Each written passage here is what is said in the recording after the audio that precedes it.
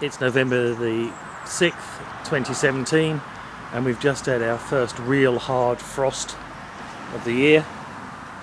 So I'm feeling pretty smug that I did the engine oil change yesterday, and I also changed the gearbox oil, and that's what this video is going to be about. So going back to the manual, we see that it says the rear axle, final drive unit, transfer box and automatic and manual transmission units, gearboxes, will not normally required to be checked or replenished. Well, unfortunately that is an absolute complete lie, and if you don't change the oil by 60,000 miles your car will be trashed. And I know that this car had to have a new transfer box at 65,000 miles because they run dry. I have now replenished all the gearboxes, and in the winter time last year I topped up the engine gearbox, and I didn't really come back and finish that job, so now I'm going to completely drain it and put in nice new fresh clean oil so that it will be good for at least another 60,000 miles. Okay, so you've got to jack the car up high enough to be able to lay under it without worrying of banging your head and getting squashed. Changing the gearbox oil is actually much easier than changing the engine oil, and all you need is an 8mm socket, something to use as an extension bar to crack the thread, a oil suction gun, and the oil itself, and I use EP 80W/90, and that can go in all the gearboxes. Coming in under the front of the car, you can look up, this is the gearbox, and you can see just here, this is the filler point, and you must make sure that the filler point will undo before you drain the engine.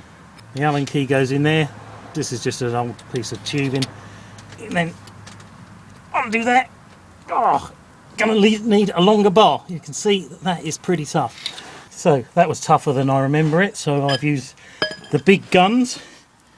That is a front fork stanchion off a 1978 Yamaha 200, and that has undone that. You can now just take that out. Now no oil should come out of this because the car's tilted slightly back and it won't be filled completely up. Right, moving from the front of the engine where I've just taken this plug out, go down the back of the gearbox, and the plug is hidden just around there. So you need the same size Allen key and a drip tray.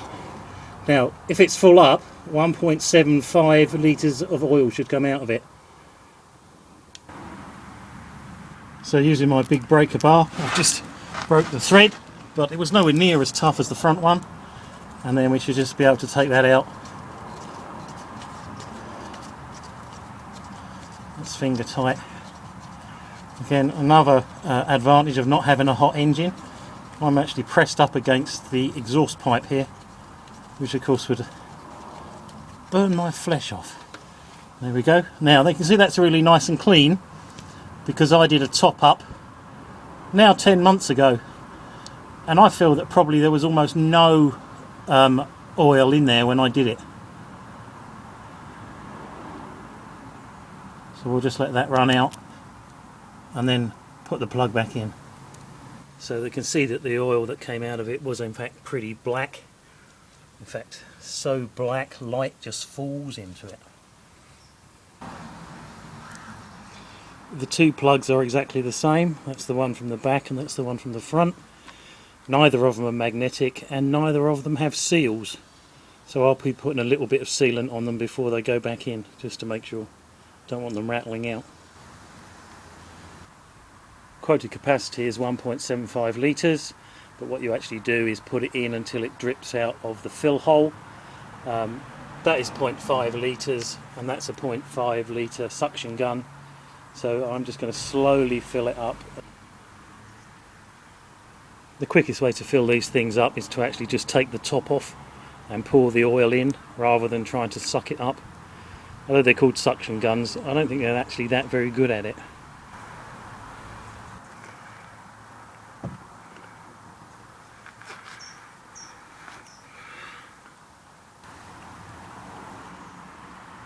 I have put exactly 1.75 litres of oil into the car and it is not dripping out, but I'm not going to put in any more. The car is on an incline. I've been using this suction gun. It's really useful. You can use a hose with a funnel, that will work just as well. If you do get one of these suction guns, make sure you've got a huge towel, because the thing is as messy can be. The filler plug is back in and done up nice and tight, so that's it, job done. Get it down off the stands and give it a run round.